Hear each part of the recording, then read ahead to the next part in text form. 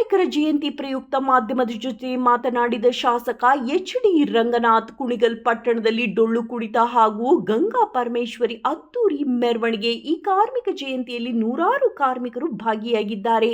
ಭಾರತ ದೇಶದ ಸಂಪತ್ತು ಎಂದರೆ ಅದಕ್ಕೆ ಮುಖ್ಯ ಕಾರಣೀಕರ್ತರು ನಮ್ಮ ಕಾರ್ಮಿಕರು. ಕೂಲಿ ಕಾರ್ಮಿಕರ ಬೆವರಿನ ಶಕ್ತಿಯಿಂದಲೇ ನಮ್ಮ ಕುಟುಂಬದವರು ಜೀವನ ನಡೆಸುತ್ತಿದ್ದಾರೆ. ನಂತರ ವಿರೋಧ ಪಕ್ಷದವರಿಗೆ ನೇರ ಉತ್ತರ ಕೊಟ್ಟ ಶಾಸಕ ಎಚ್.ಡಿ. ರಂಗನಾಥ್. ವರದಿ ನರಸಿಂಹರಾಜು, ಟಿಎನ್, ತುಮಕೂರು.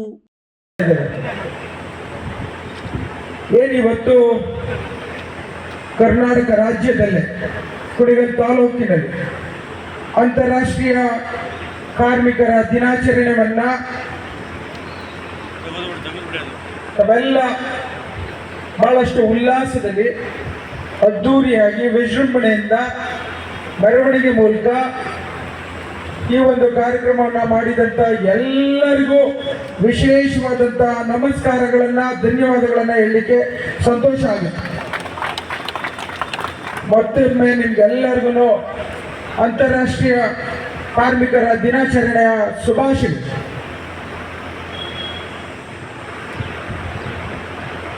ಮನುಷ್ಯನ ಮನುಕುಲದ ಪ್ರತಿಯೊಂದು ದಿನ, ಪ್ರತಿಯೊಂದು ಹಂತದಲ್ಲೂ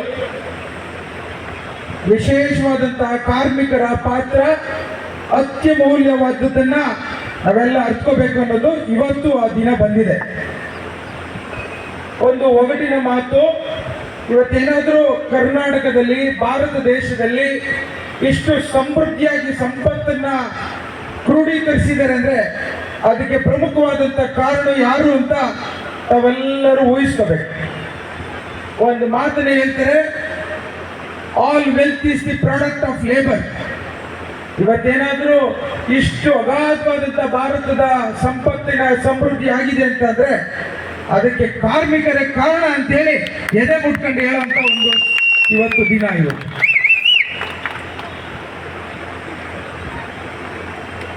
ಕಾರ್ಮಿಕರೇ, ನಿಮ್ಮ ಮೇಲೆ ಭಾರತದ ಭವಿಷ್ಯ ಅಡಗಿದೆ. ದೇಶದ ಪ್ರಗತಿಗೆ ನಿಮ್ಮನ್ನ ಮತ್ತು ನಿಮ್ಮ ಕುಟುಂಬದ ಕಡೆ ಮುಖ ಮಾಡಿ ಇಡೀ ಭಾರತದ 140 ಕೋಟಿ ಜನ ನೋಡ್ತಾ ಇದ್ದಾರೆ. ಇವತ್ತೇನಾದ್ರೂ ದೇಶವನ್ನ ಕಟ್ಟಬೇಕು ಅಂದ್ರೆ 3 ಶಕ್ತಿಗಳು, 3 ಪಿಲ್ಲರ್ಸ್. ಒಂದು ರೈತ, ಒಂದು ಸೈನಿಕರು, ಒಂದು ಕಾರ್ಮಿಕರು. ಅವರ 3 ಅಂಗಗಳನ್ನ ಸಮೃದ್ಧಿಯಾಗಿ, ಸ್ವತಂತ್ರವಾಗಿ, ನಿಶ್ಚಿಂತೆಯಾಗಿ ಕೊಟ್ಟಿದ್ದಂಥದ್ದು ಸಂವಿಧಾನ. ಆ ಸಂವಿಧಾನವನ್ನ ನಾನು ಸತ್ತರೂ ಸಹ, ನನ್ನ ದೇಹ ನಾಶವಾದರೂ ಸಹ ಸಂವಿಧಾನದ ಮೂಲಕ ಇರ್ತೇನೆ ಅಂತ ಅವತ್ತು ಘೋಷಣೆ ಮಾಡಿದಂಥದ್ದು ಅಂಬೇಡ್ಕರ್. ಇವತ್ತು ಅವರನ್ನ ನೆನಪಿಸ್ಕೋಬೇಕು ನಾವು. ಬಹಳಷ್ಟು ಬಾರಿ ಹೇಳ್ತಾರೆ, ನೀರಿನಿಂದ ಸ್ನಾನ ಮಾಡಿದ ತಕ್ಷಣ ಬಟ್ಟೆ ಬದಲಾಯಿಸಬಹುದು, ಆದರೆ ಬೆವರಿನಿಂದ ಸ್ನಾನ ಮಾಡಿದವರು ಮಾತ್ರ ಭಾರತ ದೇಶದ ಇತಿಹಾಸವನ್ನ ಬದಲಾಯಿಸಿದ್ದಾರೆ ಅಂತ ಹೇಳಿ ಇವತ್ತು ಕಾರ್ಮಿಕರು, ನಿಮ್ಮ ಬೆವರು, ನಿಮ್ಮ ಶಕ್ತಿ ಇವತ್ತು ಇತಿಹಾಸ.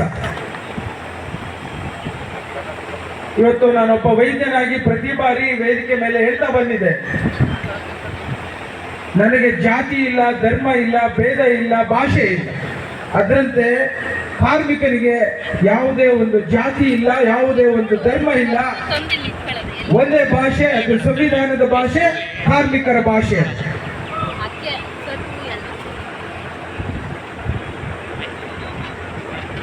ಇವತ್ತು ಏನು ಭಾರತದ ಆಧ್ಯಾತ್ಮಿಕ ಇತಿಹಾಸದ ವಿಶೇಷವಾದಂಥ ಕೊಡುಗೆ ಶ್ರಮದ ಸಂಸ್ಕೃತಿ. ಅಂದು ಏನಾದರೂ ಭಾರತ ದೇಶ ಸ್ವತಂತ್ರರಾದ ನಂತರ ಇವತ್ತು ಎದೆ ಸೆಟೆದು ಜಗತ್ಗೆ ನಾನಿದ್ದೇನೆ ಅಂತ ತೋರಿಸಿದ್ರೆ ಯಾವ ರೀತಿ ಆಧ್ಯಾತ್ಮಿಕ ಶಕ್ತಿ ಇದೆ, ಅದರಂತೆ ಕಾರ್ಮಿಕರ ಸಂಸ್ಕೃತಿಯ ಶಕ್ತಿ ಇವತ್ತು ಭಾರತವನ್ನು ಎತ್ತಿ ಹಿಡಿದಿದೆ. ಬಂಧುಗಳೇ, ಇವತ್ತು ವೇದಿಕೆ ಮೇಲೆ ವಿಶೇಷವಾಗಿ ನಿಮ್ಮ ರಕ್ತವನ್ನು ಹಂಚಿಕೊಂಡಿರಂತ ನಮ್ಮ ಕುಣಿಗಲಿನ ಒಂದು ವಿಶೇಷವಾದಂಥ ಶಕ್ತಿ ರೂಪವಾಗಿ ಬೆಳಗಿದಂಥ ಕೆಂಪು ಹೊನ್ನಯ್ಯನವರು ಇದ್ದಾರೆ. ನಾನು ಇವತ್ತು ಅವ್ರನ್ನ ರಾತ್ರಿ ಫೋನ್ ಮಾಡಿ ಮಾತಾಡ್ತಿರ್ಬೇಕಾದ್ರೆ ಹೇಳಿದೆ, ನಾನು ಇವತ್ತು ಬಹಳಷ್ಟು ಜನ ಶ್ರಮಿಕರು ಬರ್ತಾರೆ, ಅವರ ಕುಟುಂಬದ ಮಂದಿಗಳು ಇರ್ತಾರೆ. ಯಾವ ರೀತಿ ಬಹಳಷ್ಟು ಜನ ನಾನು ಕಂಡಿದ್ದೇನೆ, ನಾನು ಹುಟ್ಟಿರೋದು ತಪ್ಪು ಅನ್ನೋ ಪ್ರಶ್ನೆಯನ್ನು ಮನಸ್ಸಲ್ಲಿ ಬಹಳಷ್ಟು ಕಾಡ್ತಾ ಇರುತ್ತೆ ಅವ್ರಿಗೆ. ನಾವು ಯಾಕೆ ಬಡತನದಲ್ಲಿದ್ದೇವೆ, ಶ್ರಮಿಕರಾಗಿದ್ದೇವೆ, ಕೂಲಿ ಕಾರ್ಮಿಕರಾಗಿದ್ದೇವೆ ಅನ್ನೋ ಒಂದು ಮನಸ್ಸಿಗೆ ಬರುವಂಥ ಸಂದರ್ಭದಲ್ಲಿ ನಿಮ್ಮನ್ನು ನೋಡಿ ಸ್ಫೂರ್ತಿದಾಯಕವಾಗಿ ನಾನು ಕೂರಿಸ್ಬೇಕು ಅಂತ ಹೇಳಿ ನಿಮ್ಮನ್ನು ಕರೆಸ್ಕೊಂಡಿದ್ದೇನೆ. ಒಬ್ಬ ಯುವಕ ಕುಣಿಗಲ್ ತಾಲೂಕನ್ನು ನಾನು ಚಿಕ್ಕ ವಯಸ್ಸಲ್ಲೇ ದೃಷ್ಟಿನ ಕಳ್ಕೊಂಡು ಕುಟುಂಬದ ಬಡತನದ ರೇಖೆಯ ಮಧ್ಯೆ ಯಾವ ರೀತಿ ಬದುಕನ್ನು ಬದಲಾವಣೆ ಮಾಡ್ಕೋಬೇಕು ಅಂತ ಹೇಳಿ ಆ ಮನಸ್ಥಿತಿಯ ಒಂದು ಶಕ್ತಿನ ತೋರಿಸಿ ಇವತ್ತು ಇಡೀ ಒಂದು ವೃತ್ತಿ ಪ್ರಪಂಚದಲ್ಲೇ IAS ಅಂದರೆ ಒಂದು ಶ್ರೀಮಂತಿಕೆಯ ಒಂದು ಸಮಗ್ರವಾದಂಥ ಕಟ್ಟುಬದ್ಧತೆಯ ಒಂದು ವೃತ್ತಿನ ಪಡಿತೇನೆ ಅಂತೇಳಿ ಹಣ ತೊಟ್ಟು ಕಟ್ಟುಬದ್ಧವಾಗಿ ಇವತ್ತು ಇಡೀ ಭಾರತ ದೇಶದಲ್ಲೇ ವಿಜೃಂಭಣೆಯಿಂದ ಇರುವಂಥ ಒಂದು ವೆಸ್ಟ್ ಬೆಂಗಾಲಿನ ಒಂದು ರಾಜ್ಯಕ್ಕೆ ನಾನು ಸೇವೆ ಮಾಡ್ತೇನೆ ಭಾರತ ದೇಶಕ್ಕೆ ಅಂತ ಹೇಳಿ ಇವತ್ತು ಕುಣಿಗಲ್ಲಿಂದ ಹೊರಟು ವೆಸ್ಟ್ ಬೆಂಗಾಲಿನಲ್ಲಿ ಒಬ್ಬ ಡೆಪ್ಯೂಟಿ ಮ್ಯಾಜಿಸ್ಟ್ರೇಟ್ ಆಗ್ತಾರೆ ಅಂತ ಅಂದರೆ ಅದು ಎಷ್ಟು ಗೌರವನ ಕೊಡುತ್ತೆ ಅನ್ನೋದನ್ನು ನೀವು ಊಹಿಸ್ಕೋಬೇಕು. ಅಂತ ಒಬ್ಬ ಯುವಕ ಇವತ್ತು ನಿಮ್ಮ ಮುಂದೆ ಕೂರಿಸಿರೋಂಥದ್ದೇನು ಅಂತ ಅಂದರೆ, ಚಟ ಇದ್ರೆ ಛಲ ಇದ್ರೆ ಏನು ಬೇಕಾದ್ರೆ ಮಾಡ್ತೀರ್ಬೋದು ಅನ್ನೋದನ್ನ ಉದಾಹರಣೆಯಾಗಿ ನಿಮ್ಮ ಮುಂದೆ ಕೂತಿದ್ದಾರೆ. ಆ ಕಾರಣಕ್ಕೋಸ್ಕರ ನೀವೆಲ್ಲ ವಿಶೇಷವಾದಂಥ ಶಕ್ತಿಯುತವಾದಂಥ ಚಪ್ಪಾಳೆ ಮೂಲಕ ಅವರಿಗೆ ಧನ್ಯವಾದನ ಹೇಳಲಿಕ್ಕೆ ನಾನು ಬಯಸ್ತೇನೆ. ಈಗ ತಾನೇ ಹೇಳಿದ್ರು ಯಾವ ರೀತಿ ಪ್ರೇರಣಾತ್ಮಕವಾಗಿ ಬದುಕನ್ನು ಬದಲಾವಣೆ ಮಾಡ್ಕೋಬೇಕು ಅಂತ. ಅವರ ಸ್ಫೂರ್ತಿಯೇ ಇವತ್ತು ನಿಮ್ಮೆಲ್ಲರ ಕುಟುಂಬಕ್ಕೆ ಸ್ಫೂರ್ತಿ ಆಗಬೇಕು ಅಂತಲೇ ನಾನು ಇವತ್ತು ಈ ಕಾರ್ಯಕ್ರಮದಲ್ಲಿ ಅವ್ರನ್ನ ಬರಲು ಬಗ್ಗೆ ಹೇಳಿದೆ. ಬಂಧುಗಳೇ, ಇತಿಹಾಸ ಯಾರು ತಿಳ್ಕೊಂಡಿರಲ್ಲ ಅವನಿಗೆ ಬದುಕಿನ ಒಂದು ಇತಿಹಾಸ ಮಾಡ್ಲಿಕ್ಕೆ ಆಗೋದಿಲ್ಲ. 1886ನೇ ಇಸ್ವಿಲಿ ಶಿಕಾಗೋದಲ್ಲಿ ನಡೆದಂಥ ಹೋರಾಟ, ಅಂದು 18 ಮತ್ತು 19 ಗಂಟೆಗಳ ಸೇವೆ ಮಾಡಬೇಕು ಅಂತ ಹೇಳಿ ಇದ್ದಂಥ ಒಂದು ನ್ಯಾಯ, ಆ ಕಾನೂನನ್ನು ಬದಲಾವಣೆ ಮಾಡಲಿಕ್ಕೆ ಬಹಳಷ್ಟು ಜನ ಶ್ರಮ ಹಾಕಿದ್ರು. ಆ ಶ್ರಮದ ಫಲವಾಗಿ ಇವತ್ತು 8 ಗಂಟೆಗಳ ಕನಿಷ್ಠ ವೇತನವನ್ನ ಇಡೀ ಒಂದು ಜಗತ್ತು ತರುವಂಥ ಒಂದು ವ್ಯವಸ್ಥೆ ಆಯಿತು.